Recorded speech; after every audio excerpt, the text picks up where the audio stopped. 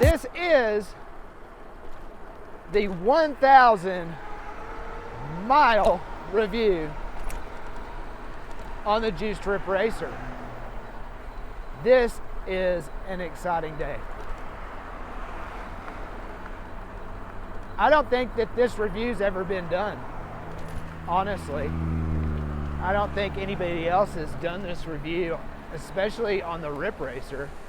I don't know of anybody that's got 1,255 miles on the Rip Racer, personally. Not even like on the Facebook, Rip Racer page and stuff. There's some great people on there, by the way. Some really, really great people. Even Electrified Latina is just killing it with the videos lately. She's in Denver. She's a cool friend. She's doing a great job with her videos and her stuff. Today is just kind of an errand day for me, so today is awesome. But anyway, all right, we're gonna cruise through here.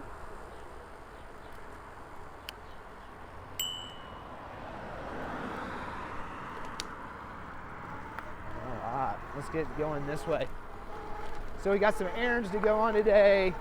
That is what today is, and then we will play. Not really doing much work besides errands for work. But it's a great day to review this bike and talk about the Juiced Rip Racer and the 1,000 mile review that I'm doing on this bike, even though we've hit 1,255. And the reason we're at 1,255 and not doing it at 1,000 is, boys and girls, I've been as busy as someone with 3 dogs and a litter under the porch. So that's an old Southern Appalachian saying, is I've been really, really busy. Can you imagine having 3 dogs and a litter under the porch? I've had that before, a couple times. But anyway, we're gonna go up here. There's a really cool spot. I'm super excited to really talk more about the Rip Racer. So we're gonna go up here and talk about it under the bridge. It's called Bob's Bridge.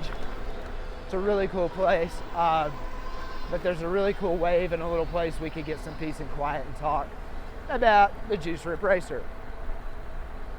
So we have definitely had a lot of fun on this. I haven't had one issue at all. Besides me wiping out twice on this bike, I've had no issues, and both times were totally my fault. One time was a patch of gravel, and another time I was doing a wheelie. I don't suggest you try either of those at home, boys and girls, because basically I made a total idiot of myself doing the wheelie. I mean, it came up, and it just kept going up.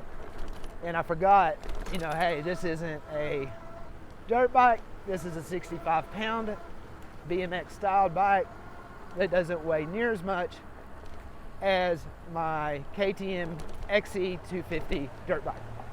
It don't weigh near as much. So we're gonna go down here and we're gonna talk about some of the things that I like on this bike and some of the things I don't like on this bike. After 1,200, it's probably like 57 miles. Yep, 1,257 miles now. This is a really cool spot, and this is a great place to actually talk about my favorite e-bike of all time, and this is it. It's really amazing. Ooh. Okay, so we are here doing the 1,000 mile review on the Juiced Rip Racer. The bike is absolutely incredible. It has exceeded all of my expectations. And being on these forums and stuff and being really close-knit with the people at Juiced and talking about some of the things that we could do improvements on going forward into the future, there are very few things. They have really refined their system. They have really refined their whole entire brand. It is really, really good, and they're moving forward and doing bigger and better things coming up right now. But we are on the banks of the Eagle River, as you can see. And right here is the Juiced Rip Racer. I've added the back rack to it. I also have the relay rack I've put new pedals on it. I've got new tires. Those tires are amazing. Those are absolutely amazing tires. The Speedsters are incredible. I did put new handlebars on it. These are the SE handlebars, along with the new gooseneck here. We got new grips that I put on here. I did do a custom job on these Troy Lee designs. They're super awesome. New brake pads and a new seat. Those are the upgrades that I've done on this bike to make it look the way it looks now.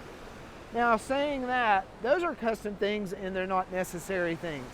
Those are just things that I wanted to do and wanted to change personally myself to make the bike fit me and look kind of me. I'm an 80s, 90s kid. I was born in '73, so I grew up around BMX bikes. That's what we had as kids. We had BMX bikes. Mountain bikes weren't a thing, nor were they affordable or necessary where I lived in the middle of southern Appalachia in East Tennessee. BMX bikes in Florida, staying with my dad and my grandparents during the summers, and being in the hills of Tennessee were the only other option besides dirt bikes to have fun on, really. So, saying that, let's get back to the review. With those options, this bike has really became a me bike. It is my bike. It is styled to be what I want it to be like. It is just gorgeous out. It is time to get the fishing rod and go fishing, which is what I'm going to do here in a second, and I will have a video of that too, obviously. But let's finish this up with this bike having 1,257 miles on it. It's no joke. I'm not joking at the miles I've put on this bike. It is amazing. I've not had one problem with this bike. I've not had one flat on these tires. I probably have about 500 miles on these tires. I've not had any flats on the tires. I've had no breaks in any of the bolts or screws or anything. The bike is super solid. It's super dependable. The battery actually holds a charge a lot longer than I thought. I'm getting a lot more miles than I thought I would. And I live in the middle of Colorado where there's hills everywhere. I'm constantly going up and down hills. This bike allows me to do that with ease, no issues at all. With the 52 volts and the 15.6 amp battery and the 750 watt rear motor, I'm not having any issues at all going up and down the hills through Colorado. And I use this bike a lot, especially running errands and working with this bike. It is super, super fun.